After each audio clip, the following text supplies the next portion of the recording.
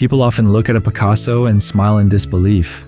Crooked lines, uneven faces, a dove made of nothing but air and ink. And yet, the price tag reads millions. A child could paint that, they say, and in a way, they're right, but not the way they think. Picasso could paint like a god before he was even grown. He mastered realism, conquered beauty, and then chose to leave it behind. What he searched for wasn't perfection, but truth, the kind that hides beneath appearances.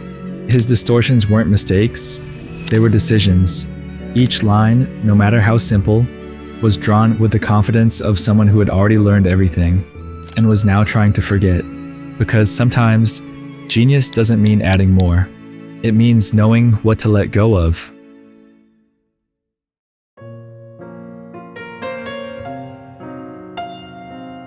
Before he painted the impossible, Picasso painted the world exactly as it was.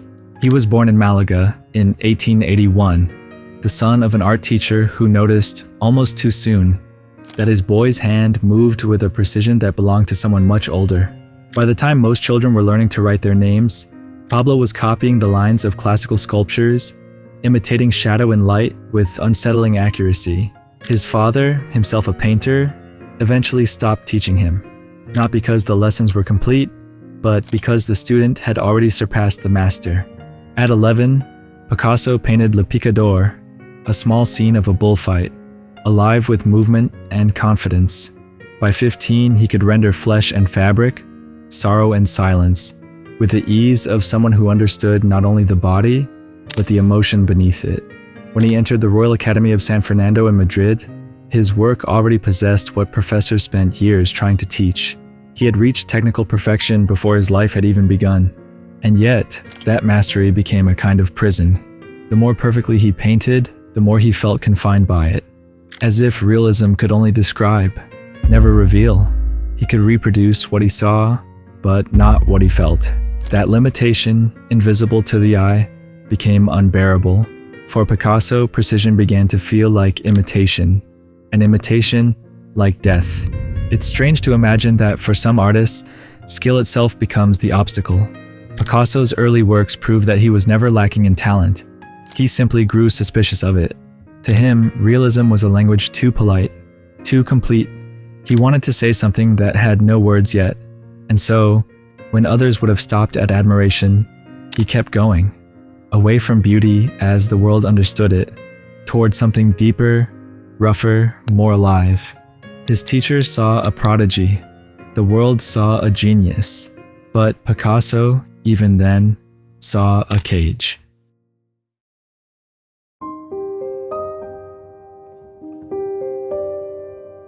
To understand what came next, imagine a man standing before a mirror, watching himself vanish. For centuries, painters had used that mirror as their guide.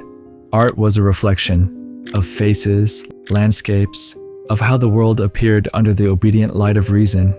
Even when Impressionism arrived, with its trembling colors and fleeting sensations, it was still tethered to what the eye could see. The mission remained the same: to capture reality, to reproduce it, to hold the world still for a moment. But Picasso began to feel that this mirror had lied to him. He wanted to see not the surface, but the structure underneath, the invisible angles, the shifting perceptions, the feeling of seeing itself. Around 1907, while the rest of the world was still chasing beauty through light and detail, he shattered that mirror, and from the shards, Cubism was born. Les Demoiselles d'Avignon was the first fracture. 5 figures, rigid, dissonant, staring at the viewer with faces that seemed cut from stone. It was not just another painting, it was an act of defiance. Even Picasso's closest friends didn't understand it. Some recoiled, others laughed, many left. But the mirror was already broken, and Picasso had no intention of piecing it back together. He began to look at things from all directions at once. A face from the front and from the side, an object seen not in time but across it. He no longer painted how things looked, but how they existed. What had once been form became geometry. What had once been flesh became idea. This was more than a new style. It was a philosophical rebellion. If art had always been a window to the world, Picasso had turned the canvas into a prism. Through it, the world fractured and multiplied. In his hands, the simple act of painting became a meditation on perception itself, the impossibility of seeing one truth when every truth has another side. Of course, not everyone could follow him there. Many who had praised his blue and rose periods now called his new works ugly, unfinished, even insane. But Picasso was not looking for approval. He was chasing revelation. In every broken form, he was searching for the essence of being, for that silent space between what we see and what we know. When he broke the mirror, he did not destroy beauty. He simply refused to let it remain one-dimensional.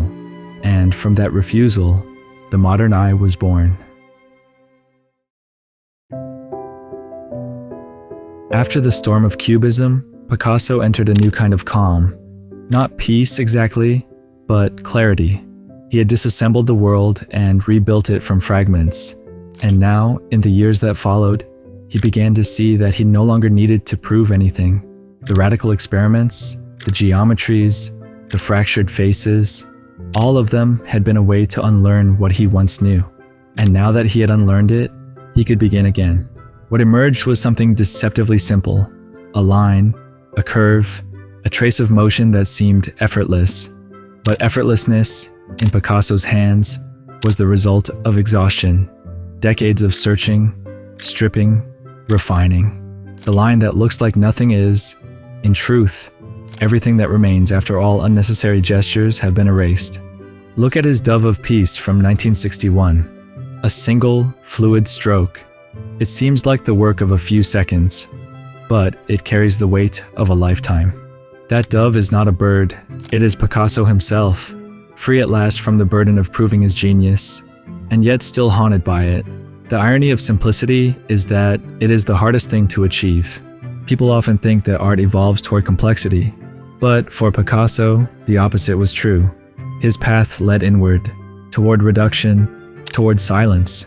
He no longer needed the shock of Cubism to speak loudly. A few lines, drawn with conviction, could say everything. The chaos of earlier years had distilled into purity, a kind of wisdom that only arrives when you have already seen too much. By then, Picasso had become more than a painter. He was a symbol. His name itself was a signature of modernity, a brand that collectors chased, that museums built wings for. The art market, hungry for myth, turned his rebellion into luxury. What had begun as an act of defiance ended as an empire. Yet beneath all the fame, the essence remained. A man endlessly trying to see the world as if for the first time. That is what makes his simplest works masterpieces. Not the price they command, not the fame they carry, but the clarity they hold. Simplicity, for Picasso, was not the absence of complexity. It was its transformation. Each line is the echo of 1,000 others that were erased. Each painting is the residue of everything he chose not to show. There's a peculiar kind of genius hidden in that restraint. The courage to stop, to let the image breathe, to trust that meaning can survive without adornment. Picasso's simplicity was not a return to childhood, it was a return to truth. After decades of invention, he had finally learned to see again, not with his eyes, but with everything behind them. When people look at a Picasso, they still hesitate. The lines feel too careless, the faces too strange, the space too empty. It's easy to dismiss what we don't immediately understand. But Picasso never asked to be understood. He asked to be seen, and that is a much harder task. His genius wasn't in his ability to paint like a god, though he could. It was in the choice to stop doing so, to take everything he had learned, every technique, every rule, every inherited truth, and dissolve it into something that looked effortless. He discovered that true mastery isn't about showing skill, but about trusting the invisible logic behind simplicity. What he painted in the end was not the world as it appeared, but the act of perception itself, the way things exist before we name them, before we shape them into categories. That is why his work still unsettles us, because it doesn't offer the comfort of recognition, but the mirror of thought. It asks, what do you see when nothing looks the way it should? Through those few lines, Picasso left us more than images. He left us a question about art, about seeing, about the human need to make sense of chaos. And perhaps that is the true masterpiece. Not a painting on a wall, but a new way of looking, born from the courage to break what everyone else tried to perfect. So the next time you stand before one of his simple paintings, remember what you're really seeing. Not carelessness, but control. Not naivety, but wisdom. Not a lack of skill, but the freedom that comes after mastering it. Because simplicity in the hands of a genius is never simple at all.